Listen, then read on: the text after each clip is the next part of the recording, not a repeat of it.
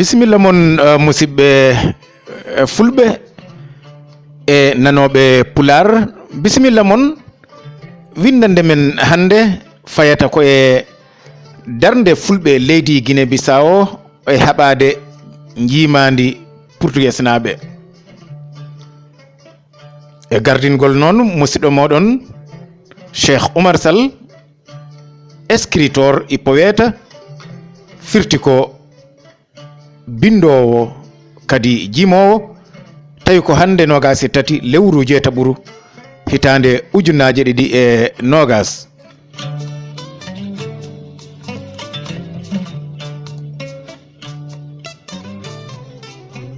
musidɓe tedduɓe, heewi ko fulɓe Guinée-Bissau tuuma wonde kamɓe nde tubakoɓe ngari jimde leydi Guinée-Bissau ɓe jantodirani e leƴƴi kaɓiɗi jiimani ndi, ala bom kamɓe ko kamɓe tubakoɓe jaati e koye mumen laamodino. so wiyama noon ɓe laamodima, ɗum wawa riwtude wonde ɓe kaɓano. eɗen gandi ko haɓɓe kay ceernda ko kanum en kewi wonde sehilaɓe, saabu ko denɗiragal ni wooyi wodde hakkude mabɓe.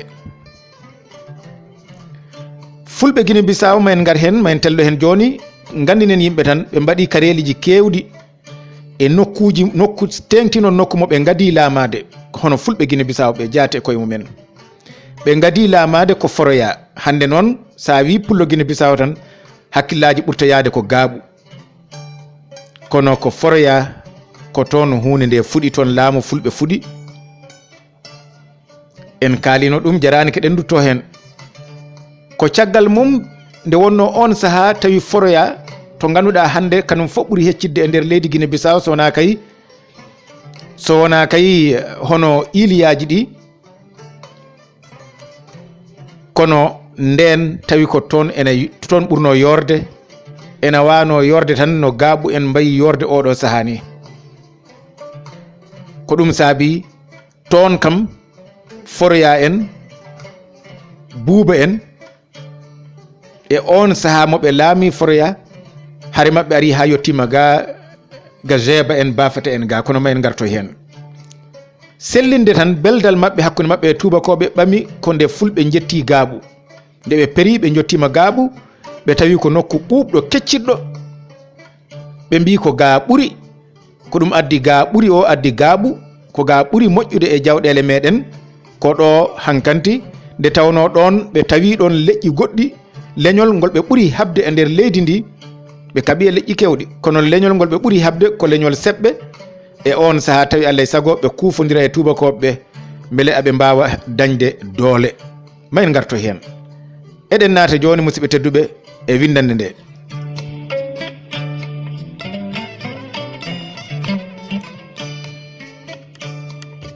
nden noon musidɓe tedduɓe mbiyen tan eɗen naata e windande men joni. mbiɗen hono fulɓe leydi Guinée-Bissau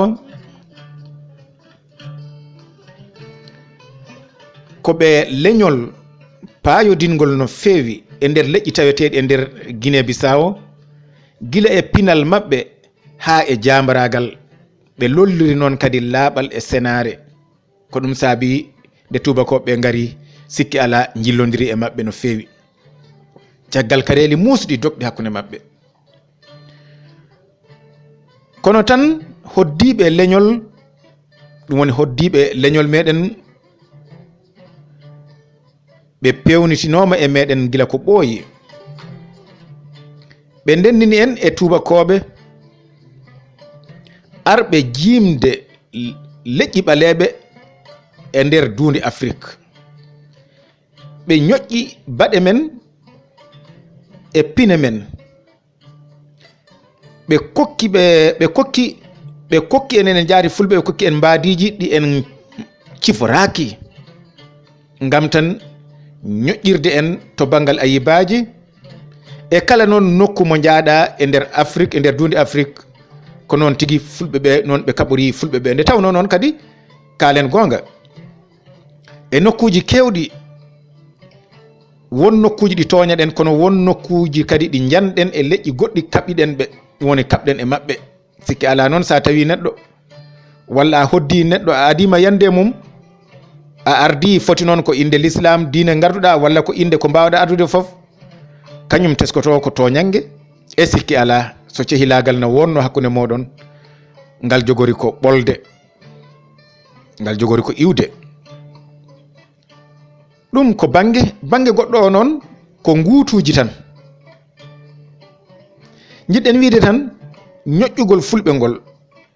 addi e yoga e wittiyankoɓe ɓaleɓe adiɓe windude tarikaji e nder leydi Afrique caggal en ɓami janngude tubankeri ɓen ɓe lollini e nder defte maɓɓe ko jasnude leñol fulɓe tabintinde e ɓerɗe hoddiɓe meɗen leƴƴi keddiɗi ɗi wonde en jaɓano yantodirde e leƴƴi ɗi sahande kaɓeten ko fati e jeytare ɗum indépendancia beele ma luural heddo hakkude meɗen e leƴƴi ɗi jiito wonde ko kanum en tan kaɓa ngam jeytare leydi ndi kono tan eɗen nodda wittiyankoɓe sohlirɓe andude gonka fulɓe e lasli mumen e nder leydi Guiné-Bissau nde ɓe jurnoto deftere nde wallifi ɗum Carlos Lopes oɗo ko Portugés najo deftere wiyetende para uma leitura sociológica da Guiné-Bissau deftere mbiɗen wiyetende para uma leitura sociológica da Guiné-Bissau so yillima nde ɗo deftere e nder ko windande nde kaleten hannde nde yo ya mawo taw ɗum toon nden ɗon deftere Carlos Lopes ina holliri e mayre kareeli musɗi ɗi tubankoɓe dognoɗi hakkude tubakoɓe Portugés naɓe e fulɓe ngam tan salade njiimaandi Guiné-Bissau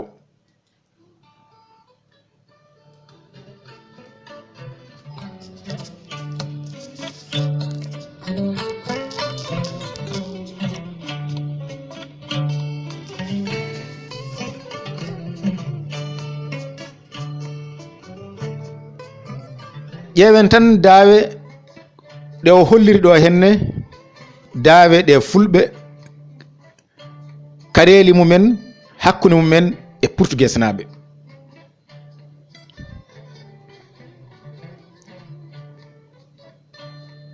e nder ɓangino makko o wi hitande 1979 mbiɗen e nder ɓangino makko o wi e hitande 1979 ko ɗon wonno puɗɗagol hare hakkude fulɓe e tubakoɓe Portugés naɓe tawi ko toon to diwan Foroya e to Buuba ɗum woni banggue ñaamo leydi Guiné-Bissau hare duumini noon fodde duuɓi 20 timmuɗi en kaali gila nane mbiɗen kala jiɗɗo yo ya yillo nde ɗo deftere so yahi e hello mayre hello 68 ma o yi toon ko kaleten ɗo hande ko o wi kadi e hitande 1983 hare mawne kadi waɗi toon hakkude fulɓe e tubakoɓe to saare Sinthiane Belsior nde tawno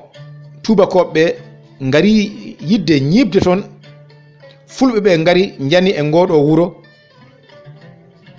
Belsior jaati e hoore muɗum tawi ko e gardegol Dansa ɗum woni gardegol Densa ɗum wonno ko e hare hakkude Portugés naɓe e balanta to diwan ñakra noon saɗa yaha Bissau kala to mbawɗa immorade kay madama kay koye hedde funnagi ga gummoriɗa bafete gaaɓu alay saago ndewa ñakra nde naata Bissau ɗon ko balantoɓe gonɗon ko nde tubakoɓe gari ngam hulde fulɓe wata ɓe jottade nokkuji mabɓe keddiɗi ɗi ɓe gari ɓe jani e ngoɗo wuro hare wulde dogi hakkude mabɓe tubakoɓe e nder jangtagol makko hitande 1985 Moussa Molo joɗɗini koniyankoɓe mum ɗo diwan Zeba noon ko e nder falde bafata eɗen gandi ɗum nde tawno tubakoɓe jiiɗino fewnitade toon tengti noon tawi toon kam ɓe mbawi nannude hen hewɓe e diine mabɓe diine Isa yankoɓe kono Moussa Molo ari joɗɗini ɗon yimɓe muɗum hare wulde waɗi ɗon caggal nde hoɗɓe e on ɗon diwan hono Zeba caggal nde ɓe murti ɓe calima yamirore Moussa Molo ɓeydi sembinde koniyankoɓe muɗum e nder nokku o ɓe kaɓi hare wulde duumine noon fodde lebbi kewɗi no feewi e nder muɗum o wi hitande 1990 hare hakkude Portugés naɓe e fulɓe waɗi kadi tawi ko e gardagol mooli buya nden kadi duuminoma fodde hitande e feccere ko wona ɗum ko ha hande de ko kanko haalata o wi e nder hitande 1995 nde tubakoɓe gandi e fulɓe ɓe kala tan ɗo fulɓe ngari naniɓe eɓe naniɓe ɗon fulɓe ne jotto ɗon kaɓa e mabɓe haɓirta e mabɓe noon ko haɓade ɗinɗon leƴƴi jaate koyumen jaɓɗi jebbilanade tubakoɓe e on saaha hitande ujunere no mbiruɗen joni e 1995 tubakoɓe gaddi hare wonde nde wona condi e kure ngam nanude e hakkillaji ɗinɗon leƴƴi wonde fulɓe ko no cifortoɗen hande wiide wadde banuyankoɓe ni ko hippotoɓe ko waroɓe ko tetoɓe jawɗele janane ɓe puɗɗi wadde on ɗon campagne kamɓe tubakoɓe ngam jalkidde fulɓe ɓe e awde sikkeji hakkude fulɓe e leƴƴi keddiɗi ɗi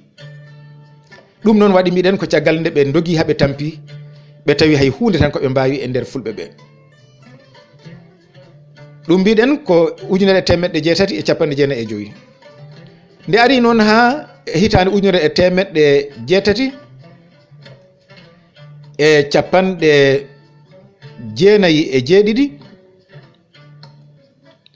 murtere mawde waɗi to wooyi noon ko jungo nano leydi Guiné-Bissau murtere mawde waɗi ngam haɓade Portugés naɓe wooyi noon eɗen gandi ko fulɓe e seɓɓe ɓuuri hewde toon hayso balantoɓe ne tawe toon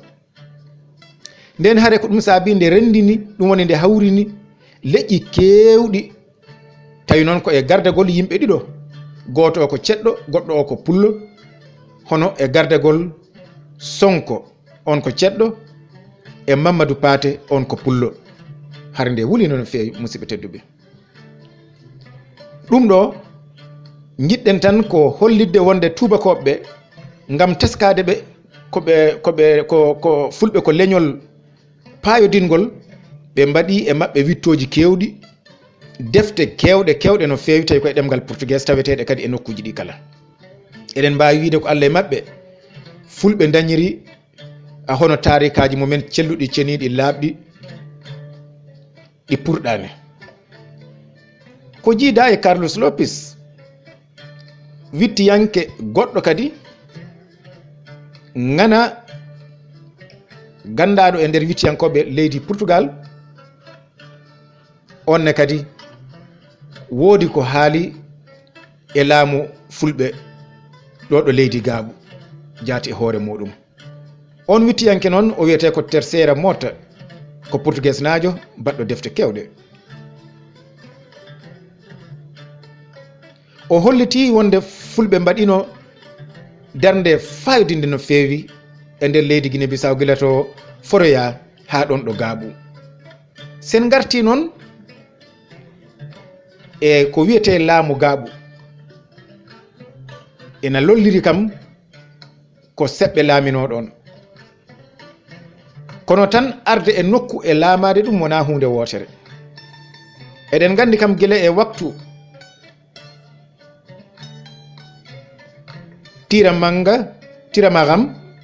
tiramagam tarawore eɗen galli gila nden kam on biyeteɗo tiramagam tarawore eɗen gandi ko général mo Soundiata Keita. on Soundiata Keita woni ko nelnomo Guinée-Bissau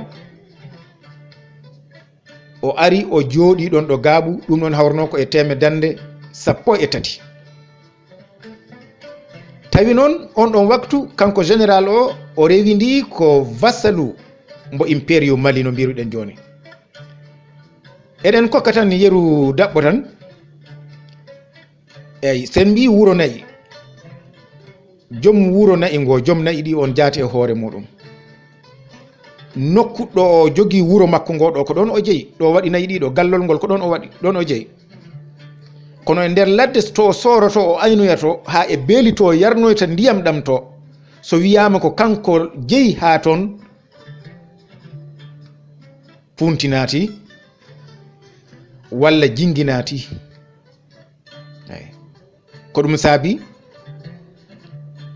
kamɓe tubakoɓe portugais naɓe jaati koye mumen e deftere mabɓe hono oɗo Carlos Lopes mo gadi en haalde o holliri wonde lollere gaaɓu e jeytare mum nanetene nde o wi nden ɓami heptinede ko e teme dande 16 tesko ɗe to ko teme dande 13 mbinoɗen. ɓeya na gara na gadda na gara na jottini laamu Soundiata na ƴetta ko wiyete ko lempo hono ñartanka na nawa, kono jooɗade noon ha gaaɓu lolla. Carlos Lopes wi, wona Seco Umaro Sall wi, Carlos Lopes wi ɗum fuɗɗi koye teme dande 16 tawi ko e laamu ngu Mansa Ba. ko no ni de woni no hollitiri musidɓe tedduɓe Carlos Lopes. ɗum noon musidɓe tedduɓe en dartoto ɗo e windande men hannde ko faati e darnde fulɓe ɓe leydi Guinée-Bissau ngam haɓaade ɓe kadi jiimandi tubakoɓe e nder leydi maɓɓe. tawi ardinani on ɗum, heblani on ɗum, ardini ɗum ko musidɗo moɗon Seco Umaro Sall, Guinée-Bissau naajo mo ganduɗa ko escritor poète. ɗum woni ko bindo walla mbiya bittowo kadi jimowo. on jettama musidɓe tedduɓe.